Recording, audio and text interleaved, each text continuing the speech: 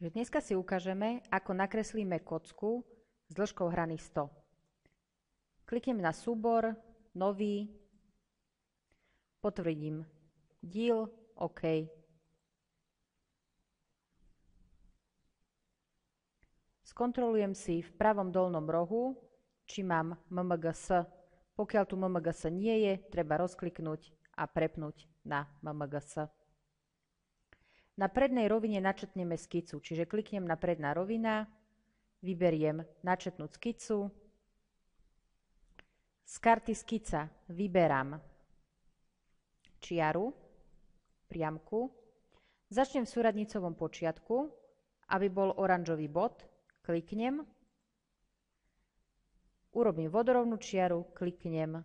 Zvislú čiaru, vodorovnú, poslednú vodorovnú čiaru sa snažím tak, aby mi modrá čiarkovaná čiara išla k súradnicovému počiatku. Kliknem a kliknem do súradnicového počiatku znovu, aby bol oranžový. Nakreslili sme štvorec, stlačím SC, aby sme ukončili kreslenie. Skontrolujem si väzby, vodorovná, vodorovná, zvisla, zvisla, môžem zakotovať. Na karte skica vezmem inteligentnú kótu, kliknem na spodnú stranu, kliknem pod, zadám veľkosť 100. Buď potvrdím Enterom, alebo touto zelenou kvačkou. Znovu inteligentnou kotou kliknem na pravú stranu, neklikajte na začiatočný, na koncový bod, neklikajte na ten stredový bod. Kliknem vedľa, znovu napíšem veľkosť 100, potvrdím Enterom v tomto prípade. Štvorec je nakreslený, skica je plne určená, všetky čiary sú čierne. Ukončím skicu modrou šipkou.